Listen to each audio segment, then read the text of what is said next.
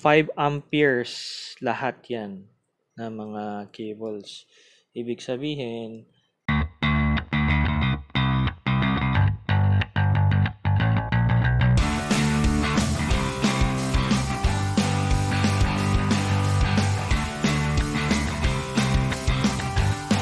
Nagimazen! welcome mga ka-GC. This is another unboxing. Items that we bought online, specifically from Lazada. So disclaimer lang, hindi to pang phishing na unboxing. So this is more of a personal use. In case you're also interested in knowing, just let us know. Put some comments below, and we'll answer your questions. Okay? So let's start the unboxing. So yung nabili natin na item is actually a micro USB and a USB type C na charging cables. Okay, let's start the unboxing.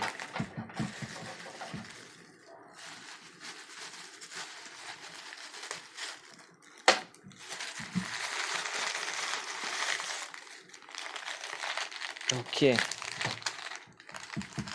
so here are the items we bought. I think these are specifically na fast charging. Let me just see if it's here.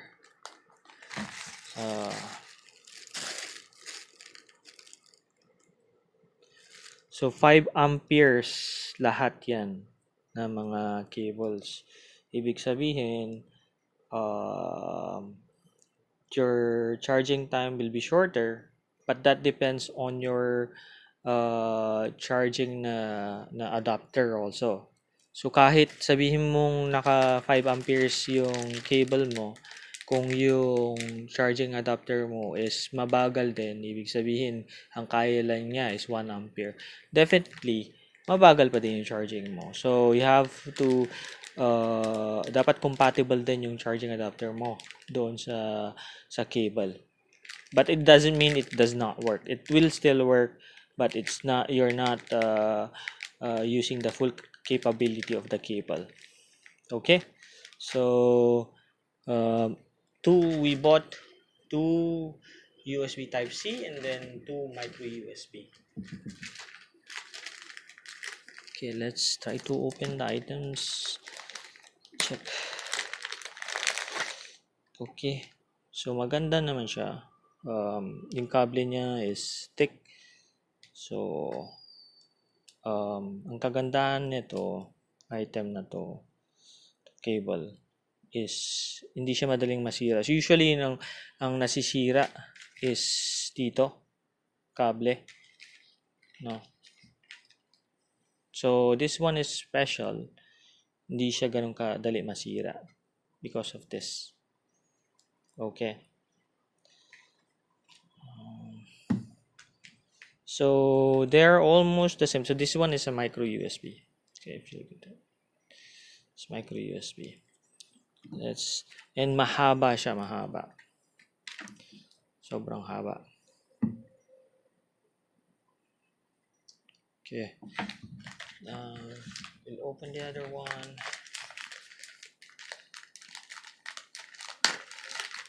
This one is type C. I think this one is type C. No, this still micro USB pa din yun. This one is micro USB still. Okay. The other one. This one's type C. Yeah. Let's open it up. So mahaba pa din. Sobrang haba. So yung maganda yan, kahit malayo yung saksakan mo, abot pa din kung ginagamit mo or kailangan mo ilapag malapit. Okay. This type C.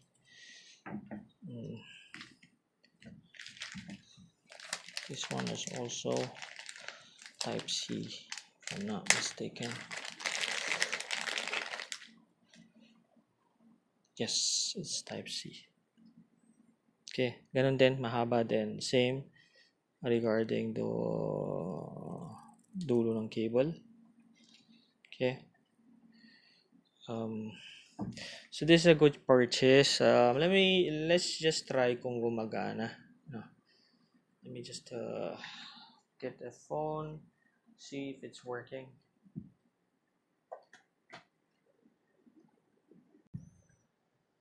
Okay. To test it out, let's see if it's working. So if you look at it, hindi siya to charge. Okay. So now it's fast charging, right? Can you see? Okay, it's fast charging. Okay, this is the Type C. Um, let's try the um, micro USB.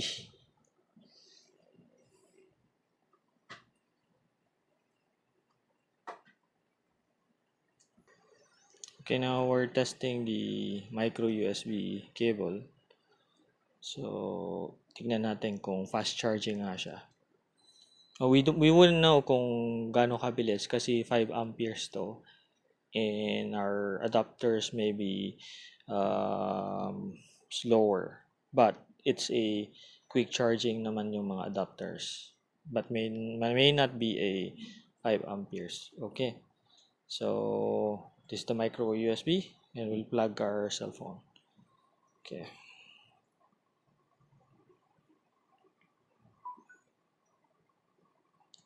Okay. Now, if you can see, it's fast charging. Yeah. Sometimes may mga nabibili ng mga kable na sinasabi nila fast charging. Pero once you charge, hindi naman pala. Yeah. So that's one. Probably the issue is the cable or the adapter. Ibig sabihin 1 ampere lang yung adapter mo tapos you're using a 5 ampere na cable. Definitely it's still not a fast charging yung mangyayari. Okay? So that has to be compatible. Yeah. So madami naman ng mga cellphone na ngayon nakasama na adapters, mabibilis na talaga. So not sure kung gaano kabilis. I think it's more than 5 amperes na nga eh. So magagamit nyo to, mga cables na to pag nabili nyo. Okay. So it's good actually. It's working. And it's a good item. It's a good buy and recommended siya.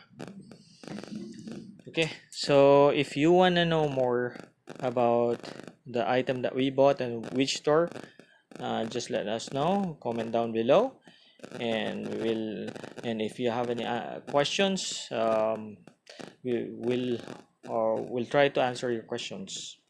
Okay. So don't forget to subscribe, click the bell button, like and share, and you will get notified on our next vlogs. It can be adventure, fishing, or trips. Okay, see you in the next vlog. Bye.